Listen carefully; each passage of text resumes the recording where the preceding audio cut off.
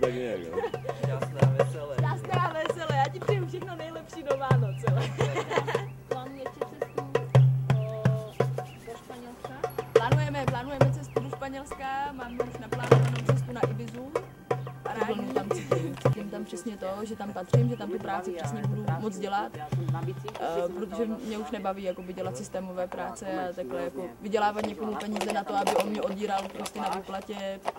Mně nejde o peníze, mně jde o nějakou životní úroveň, která mě stačí a pro mě je mnohem důležitější žít a mít z toho dobrý pocit.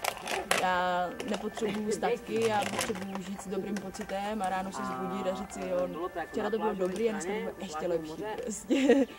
A je něco například nějaké tvoje životné moto? Všude dobře, tak co doma.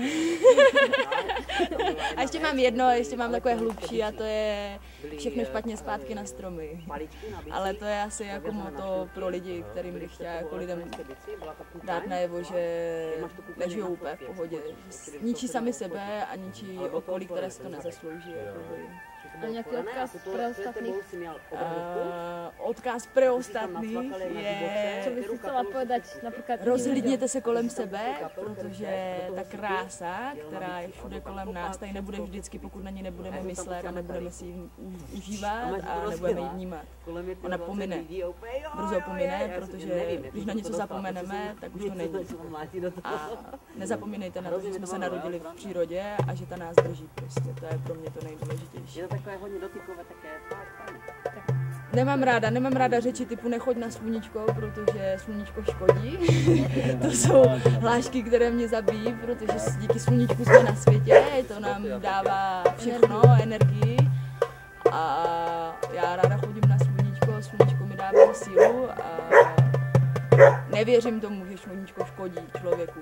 Člověku škodí ty chemické, kosmetické přípravky, které na sebe plácá a pak teprve jde na sluníčko. To si myslím, že tam je ta chyba. Tam je ten problém, že lidi používají věci, které by ani nepotřebovali, ale protože prostě lidstvo hrozně zlenivělo a prostě chtějí mít všechno jednoduché, hned a po ruce a koupit to, hlavně proto nic nedělá.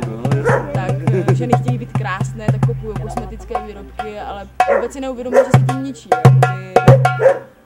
Já si myslím, že do určité doby, dokud lidi nezačali tolik používat kosmetiku, tak ani nebyly nemoce jako pro ženy rakoviny prsů, rakoviny děložních čípků a podobně.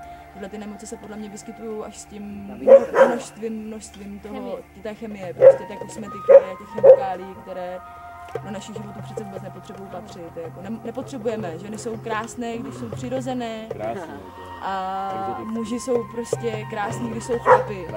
V okamžiku, kdy začínají být chlapi ženskýma a používat kosmetiku, tak je na tom světě něco špatně. Prostě chlap má být chlap a žena má být žena. Prostě.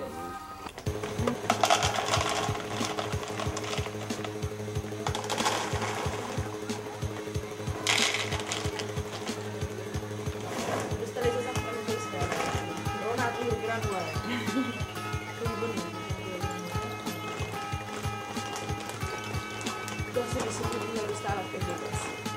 Ale to bude reklama, co nežene, tyhle. Ne, prostě ne, takhle to chci.